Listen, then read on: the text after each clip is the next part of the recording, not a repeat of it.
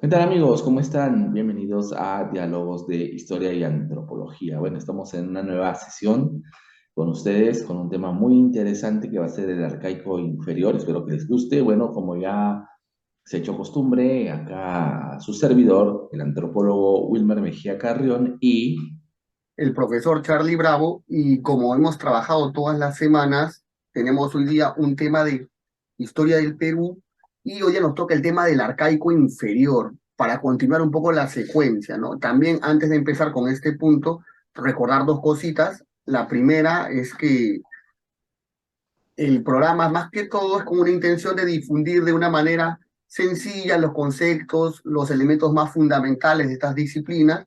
No es evidentemente pues para un experto especialista en estas materias, ¿cierto? Es para el público en general y personas que de repente siempre les gustó, porque me he encontrado mucho tiempo cuando he venido enseñando con personas que les gustó mucho la historia, mucho les gustó la disciplina, pero nunca se pudieron especializar o no, porque tomaron otras decisiones, de repente la carrera les gustaba, les apasionaba, pero tuvieron otras intenciones, de repente con una proyección económica diferente en la vida profesional. Entonces también va dirigido a esas personas, son como si fueran clases de ciclos para estudiantes iniciales de la universidad, eso es en primer lugar, y en segundo lugar, que hay que recordar que las clasificaciones que hemos hecho del lítico, arcaico y las demás clasificaciones que hagamos más adelante no son estructuras rígidas. No es que en el lítico el hombre solo era así, cazador, recolector, pescador, y no es que el otro automáticamente es de otra manera, solamente son esquemas que nos ayudan a entender un poquito el proceso, porque este es un proceso continuo. Y bueno, vamos a empezar entonces con el tema.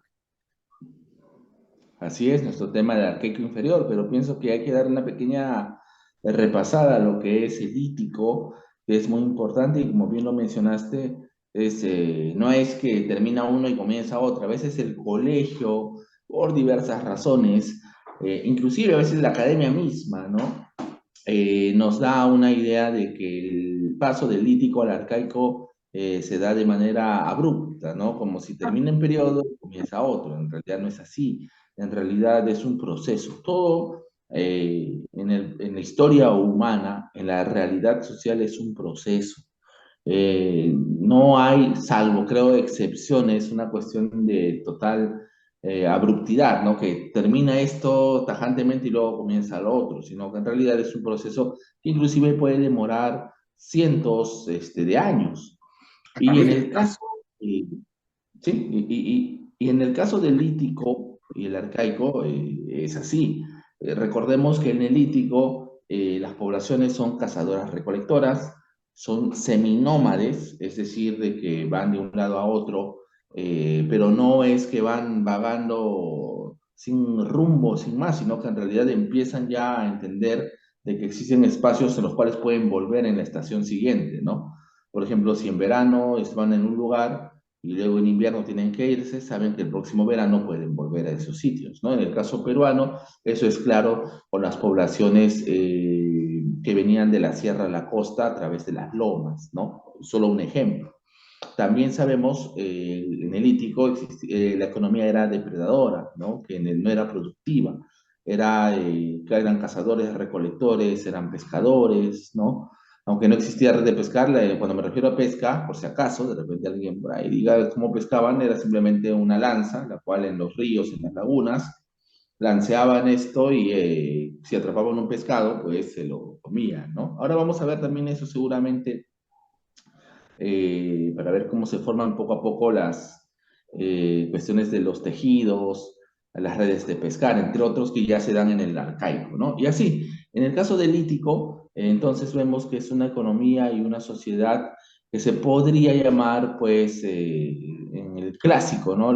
Clásicamente como primitiva, ¿no? Como una serie de grupos humanos seminómades, cazadores, recolectores, pescadores, estaban agrupados en bandas de no más de 30 a 50 personas aproximadamente, donde solamente había la única separación o división era por el sexo y por la edad, no había división de clase todavía, ¿no? Entonces era una sociedad igualitaria económicamente hablando, ¿no? Todavía no había gente que mandaba y gente que obedecía en un sentido como ahora lo conocemos, ¿no? Que se va a dar posteriormente con la agricultura. Entonces, todo eso es el lítico, ¿no? Una breve descripción de esto para entrar en materia.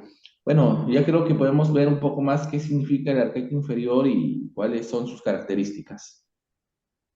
Claro que sí. Como dijiste muy bien, el lítico sobre todo se caracteriza por este elemento que se ha dicho que hay una economía, si se quiere llamar, depredatoria, o sea, donde el hombre consume y depende fundamentalmente de lo que pueda capturar de la naturaleza. O sea, el hombre depende de los animales que estén disponibles para cazar, el hombre depende de las plantas que estén disponibles para recolectar y los peces que estén para pescar, pero él no hace nada para incrementar ese número. Entonces depende buenamente de lo que la naturaleza le pueda ofrecer.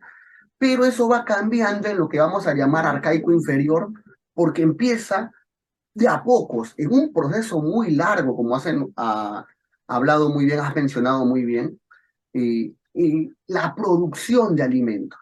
El hombre de a pocos, en un proceso de tanteos, de ensayo-error, un proceso que tiene muchos éxitos, pero que también conoce de muchos fracasos, dando dos pasitos para adelante, uno para atrás. El hombre poquito a poquito empezó a producir alimentos y esto generó eh, lo que se conoce como horticultura y agricultura para las plantas y para los animales la crianza y la ganadería, ¿no? Entonces, quisiera hacer, antes de continuar, una pequeña distinción entre lo que es la horticultura y lo que es la agricultura. Hemos dicho que el hombre es un proceso que algunos han calculado inclusive, por lo menos en 2000 años, el hombre pasó de la recolección de plantas a la horticultura y después la agricultura. En un proceso que va de por lo menos 2000, el hombre pasó de ser recolector a empezar con la horticultura y algunos lo calculan hasta de 4000. Como dijimos hace un tiempo, a veces la gente dice, bueno, 2000 añitos, pues no es mucho, pero 2000 años, 2000 años es todo lo que ha abarcado la historia humana desde el nacimiento de Cristo hasta la actualidad. Y miren todo lo que hemos hecho en estos 2000 años. Así que esos 2000 años es un proceso en el cual el hombre va a aprender a producir las plantas. Para no extenderme demasiado, y entonces, ¿qué es la horticultura y qué es la agricultura? ¿En qué se diferencian? La horticultura es el proceso por el cual el hombre va tanteando, va aprendiendo a reproducir las plantas, pero ojo ahí, va aprendiendo, no controla bien su reproducción, acierta, falla, va intentando modificar las plantas y también depende de las fuentes naturales de agua. Esa es la horticultura. O sea, aprovecha los ríos, aprovecha los lagos, pero él no los canaliza. En la horticultura el hombre tantea, es el proceso por el cual aprende. Y en la agricultura el hombre ya tiene un control más amplio de lo que es la reproducción de las plantas. Ya la, ya sabe cómo se reproducen y ya usa otras herramientas para direccionar hacia esa reproducción. Usa canales de regadío, usa abonos, por ejemplo, modifica el espacio. Entonces, en el periodo que estamos hablando ahorita, el arcaico inferior, porque el arcaico se divide en dos etapas, y hoy día solo pretendemos trabajar la primera. En el arcaico inferior el hombre empieza esos tanteos, que son la horticultura. Y antes de darte el pase, quisiera también que se haga una distinción en dos conceptos que son fundamentales para entender esto que estamos trabajando hoy día, que es el de lo que es una especie silvestre y cómo se separa de una especie doméstica, ¿no? O sea, qué es lo que está pasando y cómo se entiende, porque en la época de la recolección, el hombre trabaja con especies silvestres, salvajes, y en la época de lo que es el arcaico inferior empieza con la domesticación. Entonces, quisiera compartir una pequeña imagen, a ver, sobre un caso, tal vez el más conocido, ¿ya? Que es el caso del maíz, ¿no? Que ha sido bastante trabajado allá en México. No sé si se puede ver, se puede visualizar, ¿sí, no? Sí, sí, se puede ver perfectamente. Excelente. Acá está el teosinte que se considera el ancestro del maíz, ¿no? Y acá está el maíz moderno. Y en esta primera parte, no sé si podemos notar acá donde está nuestro estimado teosinte, en este de aquí, esta es la planta silvestre. Esta planta, como se nota, tiene un menor tamaño. Y esta de aquí es la planta doméstica, el maíz moderno, ¿no? Entonces, eh, si se fijan, la planta silvestre, por ejemplo, ¿qué es ser silvestre? Es que esta planta no tiene tanta capacidad para brindar alimento a la población humana. Sus granos son muy pequeños, por ejemplo. Su tallo es un poquito quebradizo. Y, y los granos se les pueden caer, se caen a veces al suelo. Entonces, esta planta, que es la planta silvestre, el teosinte, eh, tiene la ventaja, tiene la ventaja de que no depende del ser humano para poder reproducirse, porque ella solita puede reproducirse porque sus semillas caen al suelo y no necesita del hombre para que la coloquen ahí pues, y pueda germinar. Entonces, su ventaja es que para reproducirse y para crecer no necesita del humano. Su desventaja, creo que se nota a leguas, es que no brinda tanto alimento. No brinda tanto alimento. En cambio, el maíz moderno, el que tenemos al lado derecho, el que está aquí, este de aquí tiene una gran ventaja. Brinda una cantidad de alimento suficiente, como se nota con sus granos, eh, para poder alimentar a un montón de seres humanos, una cantidad importante de humanos. Y esa es su gran ventaja. ¿Cuál es su desventaja que lo define como doméstico? Que depende del ser humano para reproducirse y para subsistir. Porque esta planta ya tiene un tallo más duro y como conocemos todos el maíz, creo, en América, esta planta tiene hojas donde está cerrado, donde están cerrados todos los granos. Entonces, no se escapa ningún grano, pero eso no permite que haya semillas, no permite que sus semillas caigan y que el maíz se reproduzca por sí mismo. El maíz necesita de un hombre que lo ayude a reproducirse. Eso es la domesticación. Es el proceso por el cual pasamos de este ejemplar silvestre que no dependía del humano, pero que tampoco no era tan apropiado para nosotros, y lo convertimos en este ejemplar que es más apropiado para nosotros, pero que también depende de nosotros. Entonces, esa es la domesticación, es el proceso por el cual el hombre va seleccionando y a los tallos que son más grandes, más bonitos, los va dejando, y a los que son menos bonitos los va eliminando. Y poco a poco van creciendo de generación en generación en un proceso que hemos dicho que es bastante amplio, va generando una especie que ya está adaptada al hombre y que le es funcional al hombre. Entonces creo que esto es bastante importante y espero que haya quedado claro cómo es el proceso que nos lleva a la domesticación. Así los hombres lo hemos hecho con todo. Hemos, parece mentira, construido un mundo para nosotros. Bueno, y eso es lo que quería acotar en este punto, ¿no?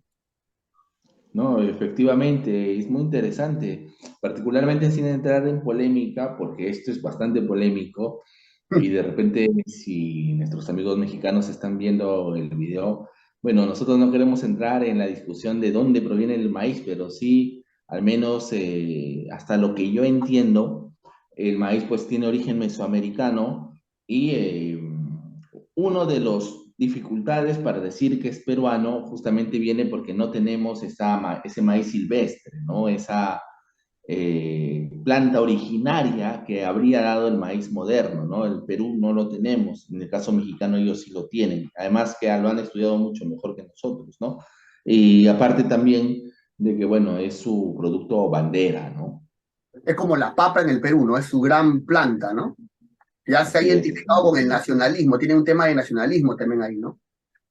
Efectivamente, es un tema de nacionalismo.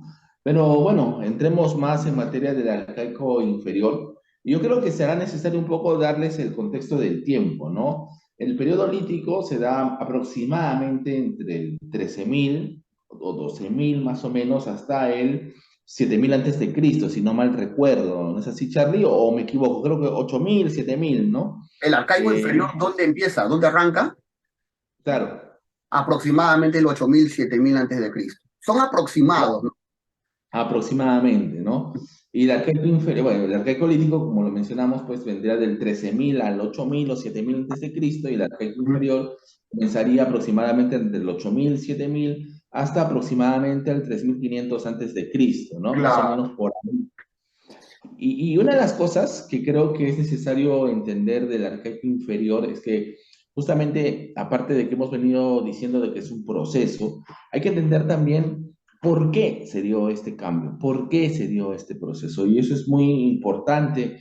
Generalmente cuando hablamos de esto o se habla en los colegios, el profesor de historia, muchas veces, creo que a ti también te lo enseñaron así, a mí también, es que fue una especie de evolución, ¿no? Como que el ser humano empezó a ver de que era mucho mejor la agricultura y dejaba la cacería y la recolección y así se volvió civilizado, ¿no? Dejó de ser salvaje y por el mero hecho de evolucionar simplemente, cuando en realidad ahora la evidencia apunta a que en realidad este proceso no se dio porque hubo algún genio o a algunos seres humanos se les ocurrió como una genialidad dejar de ser cazadores recolectores para evolucionar, ¿no? Para empujar el carro de la evolución a ser civilizados. No, sino ocurrió porque hubo un gran cambio climático. No olvidemos que todavía estamos en una etapa de grandes cambios. Ya lo mencionamos en el poblamiento americano, ¿no? En la época entre el Pleistoceno y el Holoceno. Pero esta época no deja de haber cambios y ya nos estamos aproximando mucho más al periodo del Holoceno y los cambios van a ser muy fuertes. Si antes de repente el mar era mucho más amplio, si antes de repente había una mayor cantidad de ciertos animales, incluso probablemente las lomas eran mucho más exuberantes, es decir, había mayor bosque, ¿no? Por decirlo de alguna manera. Con el cambio climático eso varía. El clima se vuelve más seco, ¿no? Hasta cierto punto, y esto genera de que haya una serie de cambios muy importantes. Y los seres humanos tienen que adaptarse a esos cambios, porque es morir o vivir. Acá no hay alternativa media. Si te adaptas, vives. Si no te adaptas, mueres irremediablemente. Y en este caso, y hay que entender también de que no es que se les ocurrió de la nada la idea de hacer horticultura, en este caso de la arquitectura inferior, o de simplemente empezar a vivir en aldeas o criar animales simplemente porque sí. No, sino lo que pasa es que ya tenían el conocimiento previo. Los cazadores recolectores ya habían visto con el tiempo que existían pues animales que podían ser consumidos en ciertos momentos y en otros de preferencia no, para que puedan seguir reproduciéndose. O sea, ya habían entendido el ciclo de reproducción de los animales, solamente que no los tenían domesticados. Otro punto es también la misma horticultura. Las recolectoras se habían dado cuenta de que al recolectar las plantas, que estas crecían en ciertas tierras y en otras no. De que para que mejore o para que crezca mejor, habría que podar ciertas plantas que podían evitar, obstaculizar el crecimiento de otras. Entonces, ¿por qué? Pero no porque las iban a domesticar, sino porque simplemente como eran seminómades, tenían que volver nuevamente a ese lugar. Entonces, lo mejor era hacer eso para encontrar más productos, los cuales recolectar nuevamente, ¿no? A la siguiente estación. Entonces, todo ese conocimiento de miles de años, ojo, de miles de años, cuando viene el cambio climático, les va a ser muy útil y al serles muy útil va a aportar a sus vidas, a su supervivencia. Y si bien es cierto, todavía va a haber ciertos grupos seminómades, poco a poco ese seminomadismo va a quedar a un lado y va a ser mucho más útil quedarse en un lugar y producir sus propios alimentos. Eso es lo que hay que entender del periodo arcaico inferior. E incluso podemos decir que ya durante este periodo tenemos dos actividades que se desarrollan, la horticultura y la domesticación de animales. Pero ojo, eso también hay que entenderlo. No es que se den ya grandes chacras, porque yo también cometí ese error, ¿no? Cuando me decían se desarrolló la horticultura y la domesticación de animales, pensabas ya grandes chacras, ¿no? Y domesticación de animales, es que ya seguro los tenían domesticados totalmente. No, en realidad es un proceso amplio. Cuando hablo de horticultura, por ejemplo, es una especie de, si cabe el término jardinería, ¿no? Son espacios pequeños donde se va a plantar, cosechar, sembrar ciertas plantas, ¿no? Y otro es la domesticación de animales. La domesticación de animales también va a ser un proceso que va a demorar. Justamente, por ejemplo, se sabe de que este proceso todavía va a ser continuo y al principio, por ejemplo, los auquénidos, por ejemplo, no van a ser usados todavía para darle carga, por ejemplo, eso va a ser una cuestión posterior y eso se sabe por las vértebras de los animales. En este periodo las vértebras de los animales van a estar todavía no dañadas, no heridas, porque no llevaban carga. En épocas posteriores se va a ver que las vértebras de los animales iban a tener un daño porque llevaban peso. Eso es muy interesante. O sea, es un proceso en realidad y eso tiene que quedar claro. Es un proceso de poco a poco. Claro, y hablando del tema del proceso, porque para que se entienda bien, no es, como hemos dicho varias veces, algo esquemático, ¿no? Que en el lítico el hombre solo es cazador, solo es recolector, solo es nómade. El nomadismo también implicaba en esa época ciertos desplazamientos, ciertas residencias fijas, si se quiere llamar, y también desplazamiento. Y no es que en el arcaico al instante pasa la horticultura y después viene el arcaico superior y la agricultura. Y lo que se quiere decir con esto es como si fuera un niño. El niño, un ser humano, un niño, no se transforma en adulto de inmediato. Es un proceso de transformaciones y hay una etapa que es la pubertad o la adolescencia, donde se van dando estos cambios de manera más clara. Entonces, el adolescente tiene algunos elementos del niño, tiene algunos elementos del futuro adulto, y es muy similar. El arcaico inferior sería como esa adolescencia de esta prehistoria, donde tenemos el lítico, donde están las primeras características, pero el arcaico inferior es la transición de esa caza a ganadería, de esa crianza, de esa recolección a agricultura. Y para que se entienda, como lo hemos dicho, en la agricultura y en la ganadería ya hay un dominio, hay un control en la reproducción. Y ese control en la reproducción, hay que insistir en esto, es importante porque es una fuente de alimento segura. Hasta antes de ese periodo, el hombre conocía el miedo al hambre. Después de ese periodo, el hombre empieza a perder el miedo al hambre. Penosamente también hay que decirlo, en la humanidad actual hay lamentablemente todavía hambrunas, ¿no? Porque es un tema ya que abordaremos en otro momento, pero esta transición, el hombre empieza a asegurarse un abastecimiento continuo de comida, de alimentos. Pero eso ya es en la agricultura. Eso es en la agricultura, eso es en la ganadería, que se llama arcaico superior, y en el arcaico inferior, el hombre está aprendiendo este proceso, ¿no? Que tiene sus idas y vueltas como todo en la vida, no avances y retrocesos. Eh, También queríamos acotar algo muy importante. En el caso de la crianza de animales, ¿no? En lo que es este periodo, el hombre empieza como a cuidar. El hombre primero, en el periodo lítico, no sé si lo recordamos, el hombre primero practicaba la caza indiscriminada. ¿Qué era la caza indiscriminada?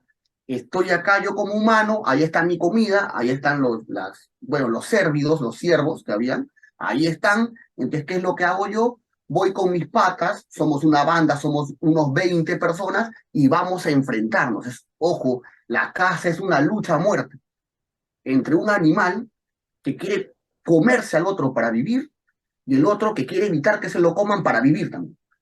Entonces, en esa lucha a muerte, el hombre que es un poco más inteligente, creo yo que, creo que es notorio que lo que ha hecho a los humanos estar en el lugar donde estamos es la inteligencia, porque fortaleza física, no somos el animal más fuerte de la tierra. Entonces, lo que hicimos los hombres es, vamos a enfrentarnos a los venaditos o a los demás animales Y la caza indiscriminada, en un inicio, al menos aquí en los Andes, era llevarlos hasta el barranco, hasta el precipicio, y irlos empujando para que caigan. Pero ¿por qué se llamaba caza indiscriminada? Porque ahí morían machos, hembras, adultos, jóvenes, no hacías distinción, matabas todo. Y en el mismo lítico, el periodo anterior, que no, hacemos mucha referencia al periodo anterior y al posterior porque hemos dicho que es un continuo, entonces, y después el hombre dijo, no, no, pero ¿por qué me voy a comer al chiquito? Si el chiquito puede crecer, ¿por qué me voy a comer a la hembra? Si la hembra me puede dar crías. Entonces empezó a seleccionar, rodeaba a los animales y hacía espacios para que se escapen los chicos, para que se escapen las hembras, ¿no? Entonces, y ahí seleccionaba y se quedaba con los machos adultos. Ya, en ese proceso después, en el arcaico inferior, ya en este periodo que estamos hablando hoy, dijo, oye, ¿por qué me voy a matar? ¿Por qué me voy a pelear a muerte con el venado? O con el ciervo, o con el guanaco, o con la vicuña. ¿Por qué mejor no les hago un cerquito para que no se vayan tan lejos? Que si ya los quiero cazar, ya no me voy a buscarlos hasta el fondo, sino que les pongo un cerco y se mueven dentro de mis límites. Y siempre el hombre, hay que decir las cosas también, se acercó a las fuentes de agua porque ahí estaban los animalitos. Siempre el hombre se pudo acercar porque ahí habían animalitos, dijo, oye, estos animalitos toman agüita, oye, le voy dando mis sobras, porque sobraba comida y venían por las sobritas, cómete mis sobras y yo te pongo un cerquito para que no te vayas muy lejos y algún día yo te voy a comer a ti. Y en ese convivir, y esos son los inicios de la crianza en esta época, y en ese convivir el hombre aprendió las conductas de los animales, cómo se reproducen. Ese elemento es fundamental, ¿ah? Porque algo que para nosotros es obvio, cómo se reproducen las plantas, cómo se reproducen los animales, el hombre lo tuvo que aprender. Y creo, para cerrar este punto, esa es una de las grandes ventajas de la evolución, si se quiere llamar evolución, porque en antropología creo que le dicen adaptación, pero es una de las grandes ventajas porque el hombre agarró y observó y empezó a enseñar. Observó lo que hemos visto todos de chiquitos, ¿no? Que un macho un día se acerca a una hembrita, ¿no? Y bueno, sube, ya saben lo que pasa y después tienen crías. Entonces el hombre observó y dijo, oye, estos animales hacen lo mismo que hago yo, también se reproducen. Entonces empezó, hay que tener cuidado. Y poco a poco fue aprendiendo, pero voy a esto. Eso que es obvio para nosotros, el hombre, este es el gran mérito de la evolución cultural, el hombre le transmitió esa información por aprendizaje, no por genes. Le enseñó a los Información demás, cultural. exactamente, información cultural, le enseñó a los demás, mira, así se reproducen, mira, cuida estos. Y eso, esa evolución cultural es la que nos ha colocado acá en la cúspide, porque los hombres no hemos cambiado genéticamente mucho en los últimos 50.000 años. Y bueno, este es un punto que quería resaltar, ¿no? Bastante importante.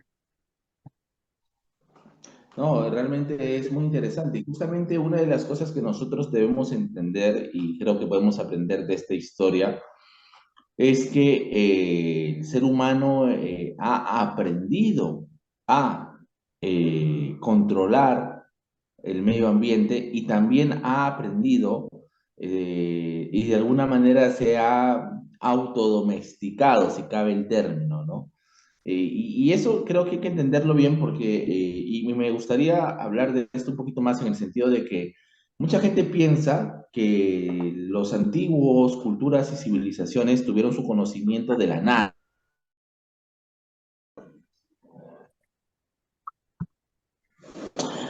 Entonces, podemos ver de que el ser humano, ¿no? Tiene una capacidad en la cual todo lo que va aprendiendo va de alguna manera mejorando, pues, o mejor dicho, adaptándose a su medio ambiente. Esto hace de que los seres humanos siempre aprendamos más.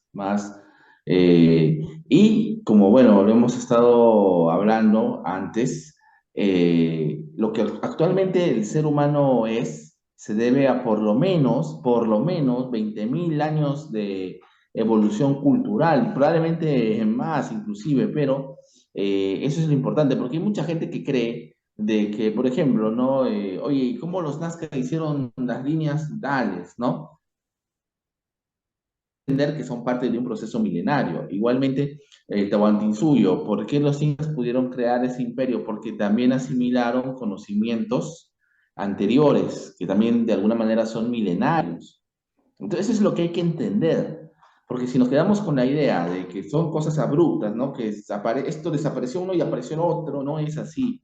Y eso es necesario entenderlo y comprenderlo bien para entender cómo es que el ser humano, cómo los hombres y mujeres van desarrollando cultura, cómo van adaptándose a los diferentes medios ambientes y se van perdiendo cosas. Mira, en realidad, solo para ponerte un ejemplo, yo sé que los egiptólogos que han estudiado el tema dicen que para ya el finales de la época de los egipcios, ya para la época de los romanos con Cleopatra, se sabe que los mismos romanos le preguntaban a los egipcios de esa época cómo se hicieron las pirámides. Y los egipcios de esa época no sabían. O sea, ¿qué quiere decir? Que también el conocimiento va, algunos conocimientos van perdiéndose y otros van aflorando, ¿no? Entonces, eso creo que es necesario saber y también entender que lastimosamente, pues, en esta cuestión de la evolución y la, cultural o la adaptación cultural, como se quiera llamar, existe, pues, esta idea de que también se van perdiendo cosas, ¿no? Por ejemplo, nosotros, muchos de los habitantes de las ciudades, no conocemos cómo hacer una chacra, ¿no? Que es un conocimiento milenario. O No hacer conocemos inclusive cómo criar a los animales domésticos. Y sin embargo, eso todavía se sigue usando. Entonces, es un patrimonio cultural riquísimo, ¿no? Que viene de tiempos bastante antiguos y que en este caso, en el periodo del arqueico inferior, tenemos muchos de estos elementos, ¿no? Ahora, lo que me gustaría así un poco mencionar es que si lo queremos trasladar un poco a la nomenclatura mundial, porque hay gente que dice, y a mí me ha pasado porque enseñé en la academia también, profesor, y este periodo a nivel internacional o mundial, ¿qué podría ser, no? Porque hay paleolítico, hay mesolítico y hay neolítico. claro. Entonces, por ejemplo, el lítico es equiparable al paleolítico superior. Y en el caso del arcaico inferior, sería equiparable al mesolítico. Hasta creo que eso venía en examen de admisión, ¿ah? Recuerdo que hubo algo de eso. Ahora, también hay que entender algo, ¿no? Que en este mesolítico andino o arcaico inferior se va a dar una serie de grupos, de poblaciones que van a desarrollar ciertos artefactos culturales, ¿no? Por ejemplo, tenemos que ya, si no me equivoco, el hombre de Paracas, que no es el de Paracas, la cultura, ¿no?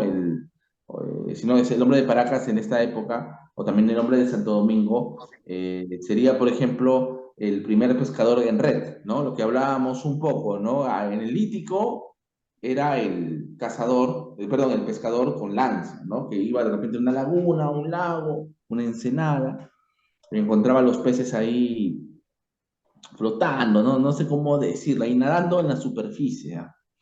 Pero en este caso se va a desarrollar ya la pesca en red, ya en el arcaico inferior. Y eso va a mejorar también su alimentación. Ojo, eso es importante Claro, eso que añadirlo. pasa es que de la red, claro, permite multiplicar la producción y eso es muy importante, porque es comida para un montón de población que empieza a crecer. Efectivamente, y eso también va a contribuir a que se desarrolle más las poblaciones. Y lo interesante de este proceso es que justamente si comparamos entre la costa y la sierra, es la costa la que va a tener los primeros asentamientos aldeanos.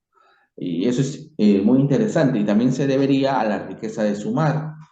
Eh, ahí tenemos una serie de cosas súper interesantes que nos hacen ver cómo es el desarrollo durante este periodo en la zona costera, ¿no? Inclusive, de alguna manera, gracias a esto, va a sacarle ventaja, si cabe el término, a la sierra, ¿no? Porque este proceso de sedentarismo se va a dar de manera posterior en los Andes, ¿no? En la sierra, mientras que en la costa se va a dar de manera más temprana. Ya lo estamos viendo ya con el hombre de Santo Domingo, ¿no? En estas épocas antiguas. Y también este mismo hombre es el primer músico, o sea, ya estamos viendo que ya la aparición de cierto tipo de arte, ¿no? En este caso la música, tendría sus antecedentes en este hombre de Santo Domingo. También, bueno, creo que cabe el término también, el primer horticultor que hasta ahora conocemos es el hombre de Nanchoc. Y ahí sí, no me acuerdo bien, como dices tú, Charlie, no pretendemos hacer una clase de academia, pero al menos darle ciertos puntos, pero no recuerdo bien si es 8000 o 7000 antes de Cristo, creo el Nanchoc, Me no sé si... parece, lo que pasa es que Dime, Charlie. algunos textos lo vinculan a unos aproximadamente 8000 antes de Cristo, 7000, pero hay que decir esto que a veces esas mediciones no hay que tomarlas tan rígidamente, porque lo que hacen los métodos de datación es darlos aproximados, pues. Se calcula entre 8000 a 7000 aproximadamente, ¿no? Mientras más antiguo es el fósil, el resto, lanzamos más aproximaciones, pues, porque lo que nos da el método de datación es un estimado, para que se diga, ¿no? Mientras más Así antiguo es el resto, mayor es el margen de error, por eso el estimado aumenta a mayor antigüedad. Y lo interesante de este hombre de Nanchoc es que sería el primer horticultor y estaría en lo que es la parte alta del Valle de Saña, ya en el departamento de Cajamarca. Entonces, el primer horticultor, el primer grupo humano que ya habría hecho o intentado hacer agricultura, en este caso a menor escala, que es la horticultura, sería este hombre de Nanchoc. Aunque, ojo, también hay que decirlo, probablemente no es que haya habido otros hombres antes o después, o de repente que hayan desarrollado horticultura, simplemente eso es lo que se encontró. O sea, nada más, ojo. No quiere decir, y quién sabe, de repente hay alguien más antiguo o paralelo a este hombre en otros departamentos, pero la evidencia se ha encontrado ahí y por lo tanto se le considera como el primer hombre. La más antigua datada, ¿no? Y eso que estás diciendo es interesante porque antes consideraban que era el guitarrero, por ejemplo, en el segundo estadio, que se consideraba un poquito antes que el guitarrero, y ahora se ha encontrado que Nancho parece que ser que es un poquito más antiguo.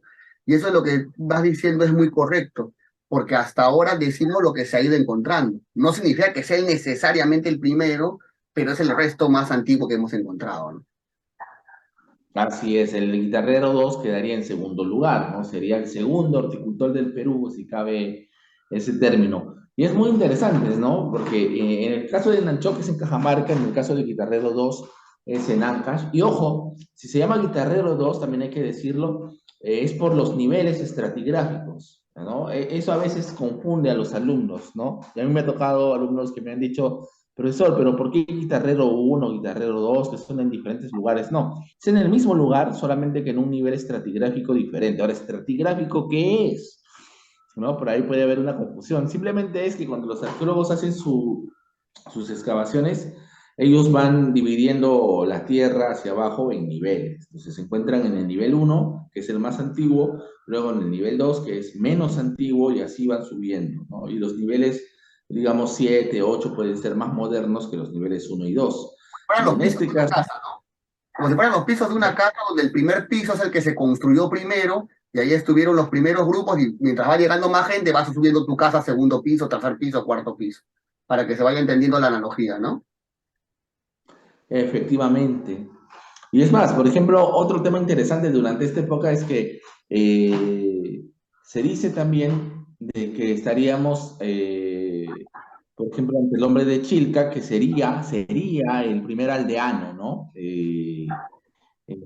Acá nomás al sur de Lima, ¿no? Estaríamos ante el primer aldeano, ¿no? El primero que habría ya probado el sedentarismo, ¿no? Sería la cultura, bueno, la cultura del arcaico inferior que ya habría tenido pues esta práctica ya de asentarse, ¿no? Porque, ojo, o sea, no olvidemos que todavía en el arcaico inferior van a seguir practicando el seminomadismo, ¿ah? O sea, no es que lo dejen totalmente. También Y es más, coexiste un poquito con la casa, o sea, también que la gente se dé cuenta que también hay un poquito de caza, recolección, pero empieza a predominar la horticultura y las primeras domesticación de animales. Empieza a primar poquito a poquito. efectivamente, y es más, justamente hablando de la domesticación de animales, no es que el hombre ya haya definitivamente domesticado, por ejemplo, los auquénidos, ¿no? Que eso viene mucho después, sino que en este caso va a ser como una especie de pastor. Y este pastor de auquénidos, por ejemplo, el primero que sería pastor de auquénidos sería el hombre de Jaihuamachay, ¿no? En Ayacucho. Y algo interesante, y creo que vale la pena repetirlo, ¿cómo se sabe de que este hombre era pastor y no había domesticado totalmente al auquénido?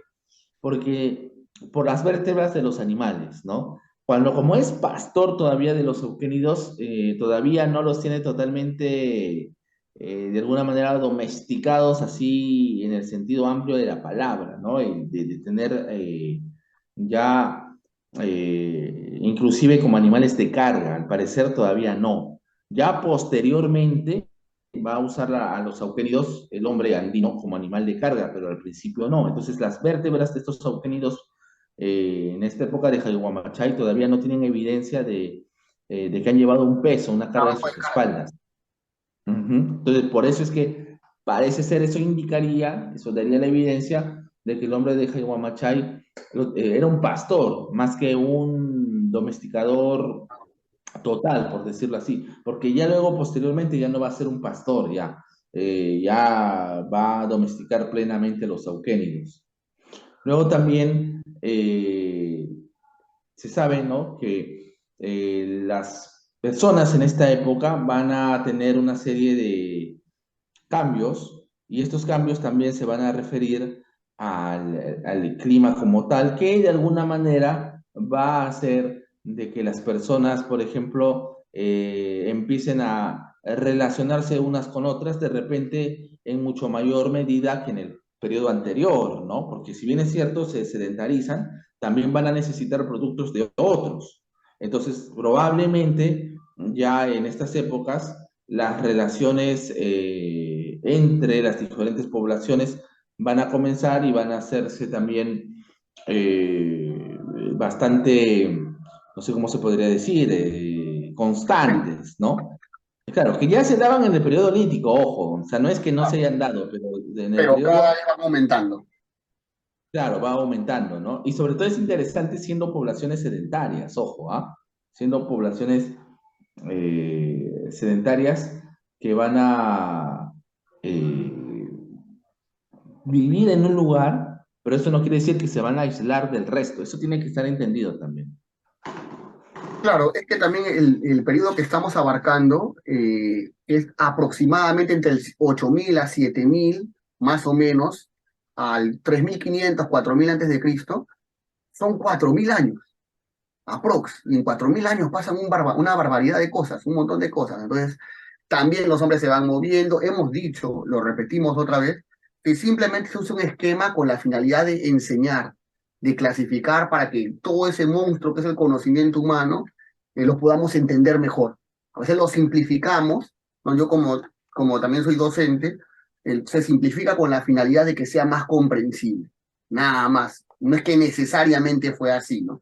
Eh, también, yendo también justo a este punto de lo que hemos ido encontrando, eh, también hay algo interesante que en las primeras plantas, los primeros cultivos, se estima que para que los cultivos se den, pongamos que en Nanchoc, los primeros cultivos aparecieron entre el 8.000 y el 7.000 antes de Cristo, aproximadamente, ¿no? Pero para que estos cultivos aparezcan, el ají, el payar, los primeros cultivos de los yucos que empezaron a aparecer en diferentes partes del continente, digo, del Perú, eh, hubo un proceso, como hemos dicho. Y ese proceso va jalando unos, según algunos, 2.000 años, otros 4.000. Entonces es un proceso largo de aprendizaje, ¿no?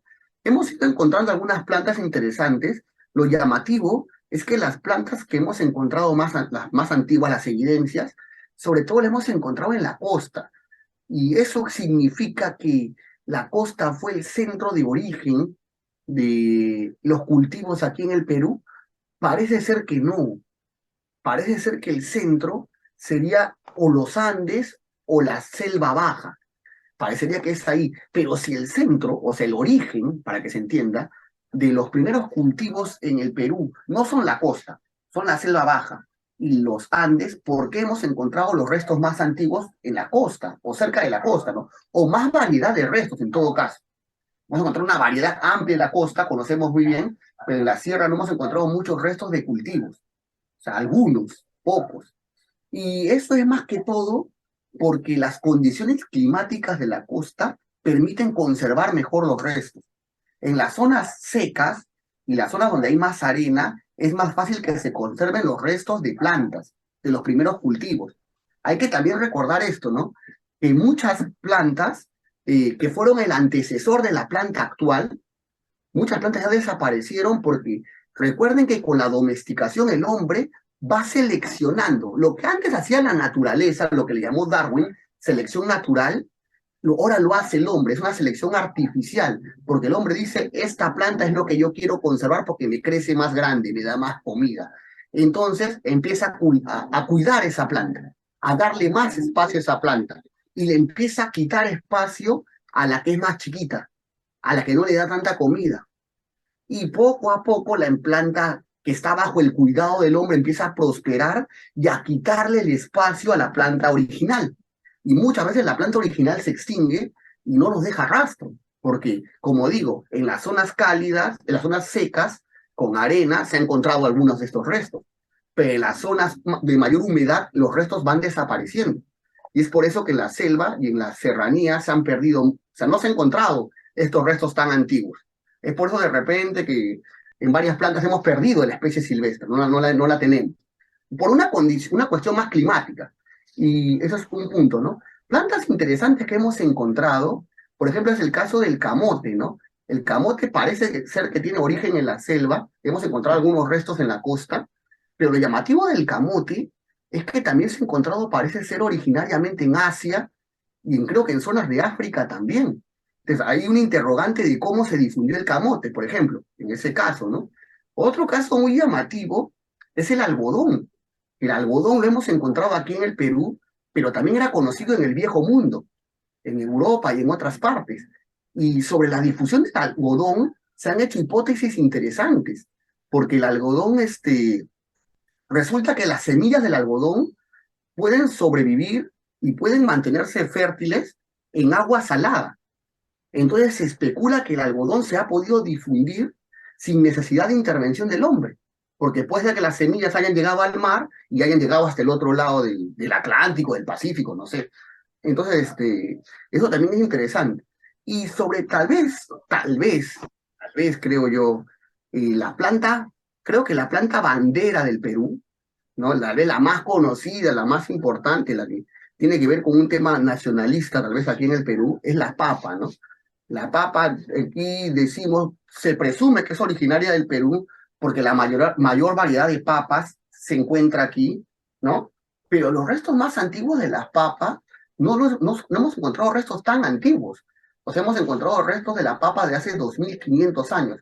Bueno, eh, eso es la información que yo he visto y los hemos encontrado en zona costeña. La papa la hemos encontrado en zona costeña y sabemos que debe ser de origen serrano, o sea, de origen andino, ¿no? Pero, como hemos dicho, mucha evidencia se ha perdido porque los Andes no tienen una geografía que permita conservar estos restos, ¿no? Entonces, de la papa lamentablemente no conocemos su origen con claridad ni qué tan antigua es. Le hemos encontrado las primeras evidencias costeñas, como dije, del 2500 antes de Cristo, o sea, hace 4500 años, pero presumimos que es donde se ha formado en la serranía, pero no hemos encontrado todavía su origen silvestre, ¿no? No lo hemos encontrado. Ojalá más adelante que se encuentre, ¿no? Me imagino que habrá trabajo en ese sentido, ¿no? Y bueno, esos son los más importantes. Tal vez muy importante y ceremonial también fue el maíz, ¿no? Y como dicen, la mayoría de estudios apuntan a que es de origen mexicano, aunque también se ha planteado, ¿no? La idea, la hipótesis de que podría haber un tipo de maíz aquí en el Perú, ¿no? Efectivamente, bueno, son discusiones que no vamos a entrar porque realmente el nacionalismo haría que se forme toda una discusión acerca del tema, No, ¿no? es un tema Es un tema larguísimo. muy sensible para nuestros amigos mexicanos y no pretendemos, eh, digámoslo Lo, así, Lo que siento que, enfrentarnos, ¿no? lo que siento que el maíz tiene unas propiedades muy buenas porque permite adaptarse a una variedad de climas tremendos. Y eso también lo ha hecho una planta que se difunda bastante, ¿no? Y creo que en el del mundo del Perú antiguo y de América antigua, creo que ha sido también la planta más importante, ¿no? Es cierto que la papa fue importante, bueno, al menos para los peruanos mucho tiempo después, pero en estos periodos el maíz creo que ha sido de las más importantes, ¿no? En las culturas americanas. Sí, sí, sí, definitivamente. Bueno, pero lo interesante es justamente, sin entrar en mayores detalles, cómo es que han evolucionado ambas regiones, ¿no? Por un lado Mesoamérica y los Andes, y que de alguna manera han participado de todo este proceso en el continente americano de desarrollo cultural, ¿no? Y bueno, a veces dejamos a un lado a nuestros amigos de otros países como Colombia, Ecuador, Brasil, porque bueno, no es que caigamos en el etnocentrismo, ¿no? Pero si nosotros vemos la organización política y el desarrollo cultural, podemos ver que en los Andes y en Mesoamérica se han dado sociedades con mayor complejidad, ¿no?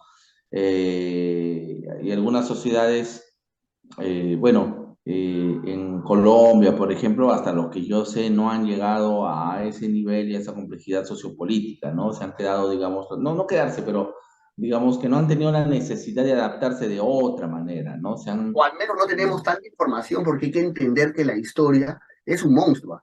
O sea, la historia es un monstruo, pero sí tienes razón en este punto porque, por ejemplo, Babiló, que hizo en los años 1920 a 1940, un estudio, habló de los famosísimos, que tú también recordarás como maestro, centros originarios, o sea, lugares donde había surgido la agricultura, y él habla, por ejemplo, originalmente habló de 4, después lo extendió a 5 o 6, y él hablaba que los famosos centros originarios eran el creciente fértil, Mesopotamia y Egipto, ¿no? Eh, la India, la China, Mesoamérica, y después incluyó a Perú, por ejemplo, ¿no? Y la zona del Mediterráneo. O sea, cuando hablamos de Perú, disculpen, porque ahí también estoy siendo un poquito nacionalista, habló de los Andes centrales, Babilón, incluyendo a Perú, Ecuador y Bolivia. O sea, esa es la Ujú. clasificación original, ¿no? Sino que tú sabes, como hemos dicho, a veces estos temas también tienen que ver con cuestiones a veces un poquito nacionalistas, ¿no?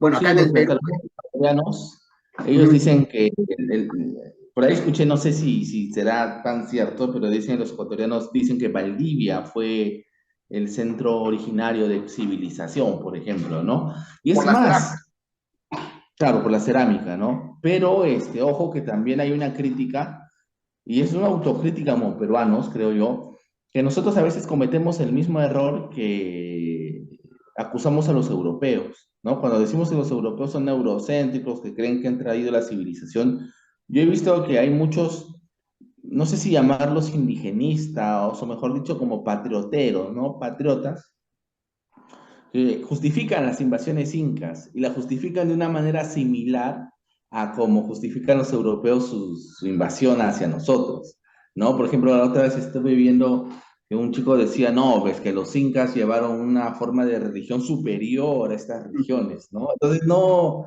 y eso es un patrioterismo que no tiene base histórica, porque los incas en realidad no es que hayan llevado una religión a imponer algo No es que ha sido por el bien de los pueblos, ¿no? El bien de los pueblos sometidos, aunque todo imperio o todo estado conquistador va a decir que lo hace por el bien de los sometidos, ¿no?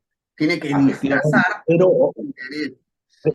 pero ojo, los incas no tenían la idea como los europeos de llevar una religión verdadera, o sea, no iba por No, no, no, ahí no, su... claro, evidentemente no. O sea, ellos eran politeístas, ¿no? Pero estamos abriendo otro tema que más adelante lo trataremos porque, como hemos dicho, la historia es un dinosaurio, es un monstruo, y como estamos haciéndolo aquí, lo estamos hablando de una manera sucinta para que se vayan aprendiendo y difundiendo algunas cosas para personas que son interesadas, les guste, ¿no? Bueno, alguna acotación que se nos esté escapando de repente. Hablamos también de Piquimachay, creo los cuyes, ¿no? Que se crearon cuyecitos. Sí, Bueno, también a ver, dime, agricultor. cunicultor, ¿no? Eh, claro, hay un montón de vestigios, una cantidad enorme. No es nuestra finalidad enumerarlos y mencionarlos uno por uno porque tampoco no queremos cansarlos. Eso lo encuentran en varios manuales, ¿no? Es sencillo. No pretendemos hacer una clase, no es que no se pueda, ¿no? Pero no pretendemos hacer una clase de tipo de academia, porque ya hay un montón de personas y videos muy buenos sobre eso, ¿no? ¿Es para qué? Eh, hay una cosita interesante sobre uno de los temas de la domesticación de plantas, antes que se nos acabe el tiempo, que a veces es tirano, y es que a veces la domesticación de plantas implicaba esto, dijimos, ¿no? Que el hombre haga que una especie silvestre, salvaje, que es autosuficiente, que se puede desarrollar por sí misma, se convierte en una especie dependiente de él, una especie hecha para él.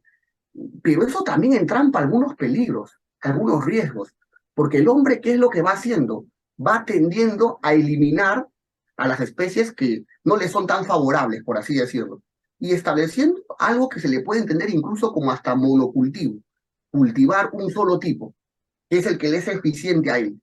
Pero eso también tiene una contraparte negativa, porque una de las cosas que hace que una especie se desarrolle mejor y afronte mejor las calamidades que le puedan venir es la variabilidad genética. O sea, que tú tengas diferentes, ¿cómo se puede llamar? Tipos dentro de la especie, si se quiere llamar. ¿Por qué? Porque a veces puede pasar que una bacteria, un virus, una enfermedad cualquiera pueda afectar a la especie A y la puede extinguir, ¿ah? Y la puede desaparecer. Pero si tú tienes variedad, le afecta a la A, pero por ahí la soporta la B o la soporta el tipo C. Entonces la especie no desaparece, solo desaparece ese tipo.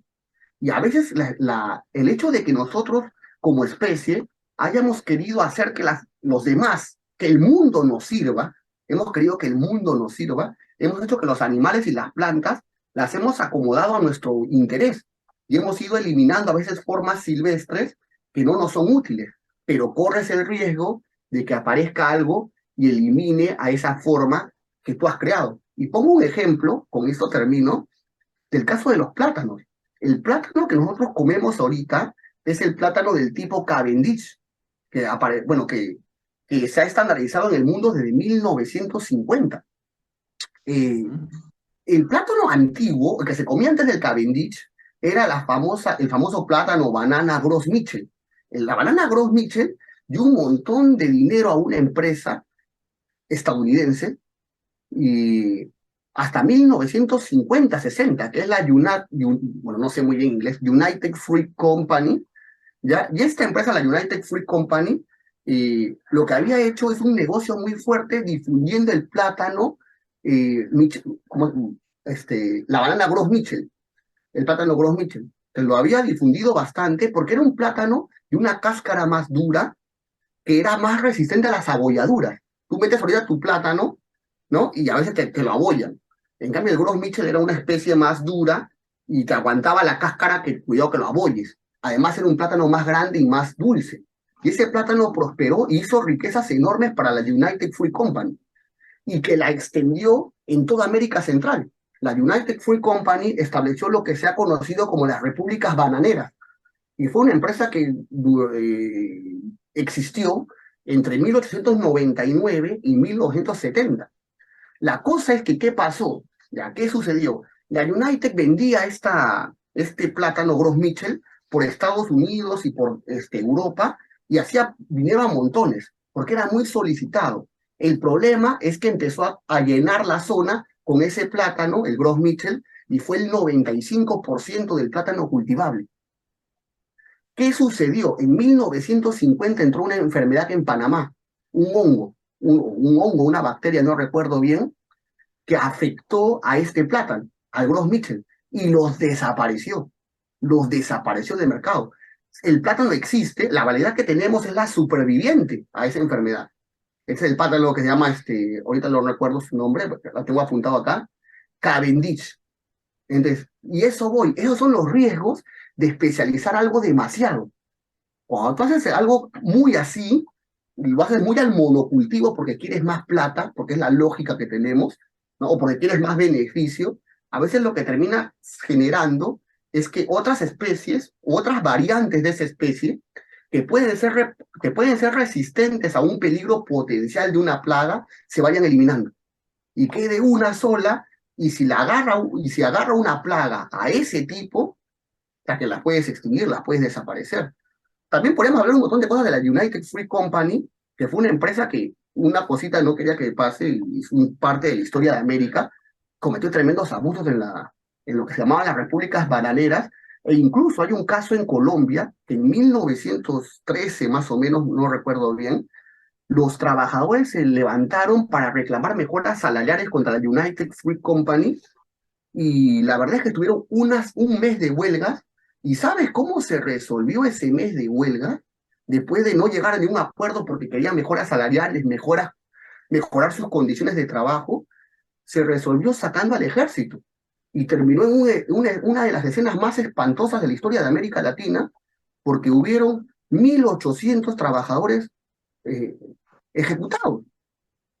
Entonces, eso mismo, para que no se olvide ese episodio triste de la historia de América y lo que hicieron algunas empresas penosamente en América del Centro, Gabriel García Márquez lo relata en un pedazo de su libro Cien años de soledad, ¿no? Y donde habla un caso muy interesante, pues, de que justo uno de los que había estado en esas huelgas, en el libro, ¿no? Uno de los que había estado en las huelgas, en las marchitas, contra otra empresa, y que no era la misma que habíamos mencionado, la United Fruit Company, sino una empresa de libro que abusa de los trabajadores.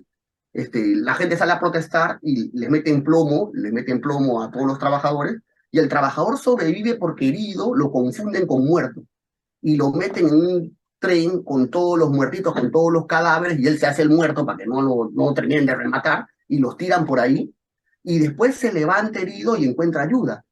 Lo llamativo en la obra de Gabriel García Márquez es que después regresa al pueblito, ¿no? Y les cuenta, miren, he protestado contra la empresa y nos han fusilado los trabajadores, nos han metido plomo a todos, nos han acribillado. Y, el, y la gente del pueblo le dice, no, ¿cómo eso no ha pasado? A nosotros nos han dicho que se ha solucionado las cosas de otra manera, todo ha salido bacán. Entonces, es llamativo porque Márquez ahí trata de ver cómo a veces unos grupos de poder tratan de, o unos grupos tratan de recordar algunos hechos de la historia y olvidar otros, ¿no? Bueno, con eso quería cerrar, se me extendió mucho el tiempo. Sí, no te preocupes, muy interesante, Charlie. Bueno, ya se nos acaba el tiempo, yo solamente resumiría esto del Mesolítico, perdón, del Arcaico Inferior, que bueno, es el Mesolítico a nivel internacional. Comienza acá la ganadería, la agricultura de manera incipiente, en horticultura y pastoreo. Es una economía semiproductora, porque es una economía mixta, van a aparecer las primeras aldeas y todavía las poblaciones van a ser seminómades, ¿no? Aparte, entonces, eso es importante entenderlo, ¿no? Los primeros horticultores, aparecen los primeros pastores, el primer cunicultor, que es el creador de cuyes, y las primeras aldeas, ¿no? Ya para el próximo veremos lo que es el arcaico medio, que también es muy interesante. Y ojo que también me gustaría, ya para terminar, que durante este periodo, aproximadamente de 4000 antes de Cristo, se encontró en la aldea de La Paloma, si no mal me equivoco, en Chilca, el primer rastro de lo que sería el primer edificio, o mejor dicho, el primer espacio público construido más allá de las aldeas o de las viviendas que están en la aldea. Sería aproximadamente 4000 antes de Cristo, y que indicaría ya la evolución o la adaptación de estos seres humanos para el próximo periodo, que será las grandes construcciones monumentales públicas. Pero la otra semana nos toca antropología y vamos a continuar con lo de la cultura. Sí, La es cierto, hay siguiente, que... La nos siguiente, la vemos, suya. hasta luego. Bueno, ya se nos acaba el tiempo y nos despedimos de nuestros amigos, así que hasta la próxima vez, de esta semana a la próxima. Hasta luego. Hasta luego.